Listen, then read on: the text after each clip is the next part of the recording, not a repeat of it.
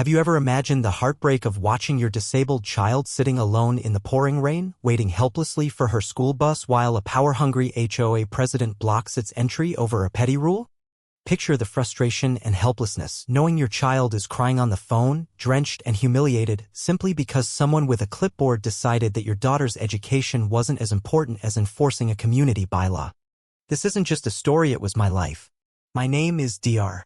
Vanessa Carter, and until a few months ago, I thought moving to Willow Creek Estates would be the best decision for my daughter, Lily. 14 years old, bright as the sun, and living with cerebral palsy, Lily is a fighter. She uses a wheelchair, but her passion for astronomy and her brilliant mind have always outshined any physical limitations. We had lived in the same small house in Edgewood for over a decade, the home where Lily was born and where every corner echoed with memories of my late husband, Daniel. Daniel had been a physics professor before a sudden heart attack took him from us 3 years ago. Since then, it was just Lily and me.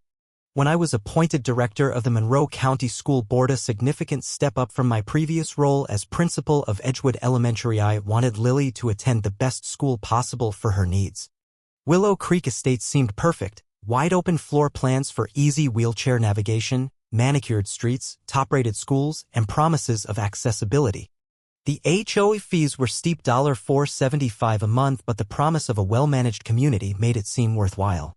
What no one told me was that the HOA president, Barbara Whitman, ruled the neighborhood like a dictator in designer flats, wielding the community bylaws like they were constitutional law. Barbara, in her early 60s, was the type who wore matching pastel cardigans and carried her clipboard like a scepter.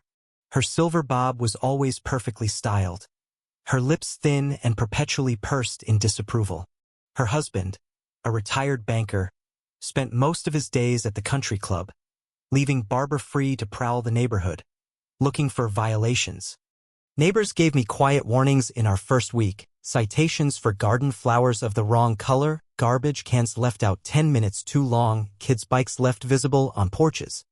I thought they were exaggerating. I was wrong. The first battle began when I installed temporary wheelchair ramps at our front door. Boxes were still unpacked and movers had barely left when Barbara arrived unannounced. Clipboard pressed to her chest, eyes narrowed as she surveyed the ramps. Dr. Carter, she said, her voice syrupy sweet, I'm afraid these ramps aren't approved by our architectural committee. You'll need to remove them until the proper paperwork is submitted and approved. I stood there exhausted from the move. They're temporary, I replied. My daughter needs to be able to get into our home. Permanent ramps will be installed once we're settled. Barbara's smile tightened. Rules are rules. Section 14, Paragraph 2, all exterior modifications, temporary or permanent, require prior written approval. I can expedite your request to 3 weeks instead of the usual 6. How exactly is my daughter supposed to get into her home until then? I asked as Lily rolled up beside me in her chair. Barbara's eyes flicked briefly to Lily before returning to her clipboard. That's not the HOA's concern, she replied flatly. I took a breath to steady myself. These ramps stay. My daughter's access is non-negotiable. Barbara scribbled something on her form. That'll be a $100 daily fine for non-compliance. Please do, I said coolly. And I'll be forwarding this conversation to the county ADA compliance office. Denial of reasonable accommodation is a federal issue. After several heated calls and emails, some to HOA members who had disabled family members themselves, I secured emergency approval for the ramps. But Barbara wasn't finished with us. She cited me for Lily's adaptive bicycle being visible on our back patio. She complained about the grab bars by our pool. She issued warnings about our wheelchair-accessible van parked in our driveway, calling it a commercial vehicle. Every challenge I met with paperwork, advocacy, and a calm, professional refusal to back down. But the worst was yet to come. 3 weeks after we moved in, on a rainy October morning, Lily's specialized school BUSA lift-equipped van operated by the district was scheduled to pick her up at 7:30 a.m. The driver, Joe Martinez, had been with the district for over 20 years, known for treating every child on his route like family. Each morning, he shared a science fact with Lily as he helped her onto the bus. That day, I had an early school board budget meeting. I helped Lily into her favorite yellow raincoat, kissed her goodbye, and headed out. As always, I reminded her, call me when you get to school. At 7:45, my phone rang. It was Lily, her voice shaking. Mom, Joe can't get in. Mrs. Whitman is blocking the gate. She says no commercial vehicles before 9 a.m. I'm getting soaked. My heart dropped. Where are you right now, baby? At the front gate. I rolled down because Joe couldn't get through. She parked her car right in front of him. He tried explaining, but she keeps yelling it's a commercial vehicle. I could hear the hurt and frustration in my daughter's voice, and my blood ran cold. Put Joe on the phone, I said firmly. Joe's apologetic voice came through next. Dr. Carter, I'm so sorry. She won't move. I explained this is a school bus, not a commercial van. But she's quoting some HOA regulation and threatening to call security. I could hear Barbara shouting in the background, rules are rules. The vehicle's too large and commercially plated. Stay right there, Joe. I'm handling this, I said, every ounce of my composure holding on by a thread. I called Barbara directly. Barbara, this is Dr. Vanessa Carter. Why are you blocking my daughter's bus? Dr. Carter, she answered, smug as ever, our community regulations clearly prohibit commercial vehicles over 20 feet in length from entering before 9 a.m.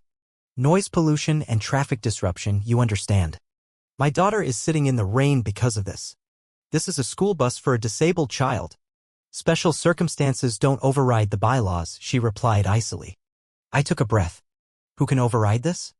Only the school board can authorize special transportation arrangements, she answered with a chuckle. But good luck reaching anyone this early. Bureaucrats, you know.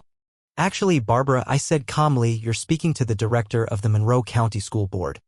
And you're about to learn exactly how reachable I am. Barbara stammered. You what? Please stay on the line, I replied. Without hesitation, I looped in Dr. Thomas Reed, our superintendent, on the call. Thomas, I'm sorry to bother you, but we have an urgent situation. What's going on, Vanessa? He asked, instantly alert. The HOA president of Willow Creek Estates is blocking Lily's bus at the gate, citing a commercial vehicle rule. Lily is soaking wet at the entrance. Thomas's tone hardened immediately. Mrs. Whitman, this is Dr. Thomas Reed, Monroe County Superintendent. Are you aware you are interfering with federally protected educational access for a student with disabilities? Barbara's voice lost its edge. I'm simply enforcing community rules. You're violating both the ADA and IDEA, Thomas shot back. Move your car immediately or we'll contact law enforcement. Silence. Finally, Barbara muttered, fine. This one time. But we'll be discussing this at the next HOA meeting. I look forward to it, I replied smoothly. After the call ended, I phoned Lily back. Joe had picked her up. She was cold, wet, but on her way to school. The nurse had dry clothes ready for her and her favorite teacher was waiting at the door. Are you okay, sweetheart? I asked, my voice softening. I'm fine, Mom. Joe told me a joke about atoms. Did you know they're always positive because they lose electrons? Even soaked and shaken, my daughter found a way to smile. That was who she was. I returned to my board meeting, but not before adding a new agenda item, transportation access policies and HOA interference. By the end of that day, we had drafted a formal memorandum to all HOAs in the county, citing federal protections and warning of the legal consequences of interfering with school transportation. A special district policy was adopted within the month.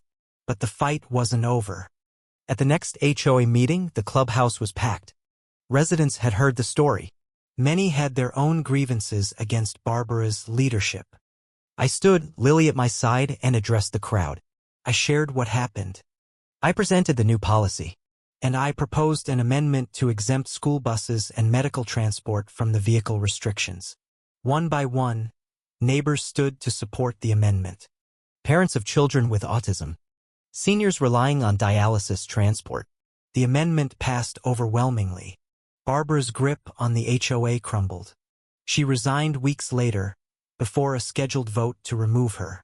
Robert Fields, a neighbor with a sister who used a mobility scooter, was elected as the new HOA president. Together, we formed an accessibility committee to audit and improve the community's design. Lily, my fierce and brilliant daughter, turned the experience into a science project, designing accessible communities. She interviewed residents, researched urban planning, and created a model of inclusive design.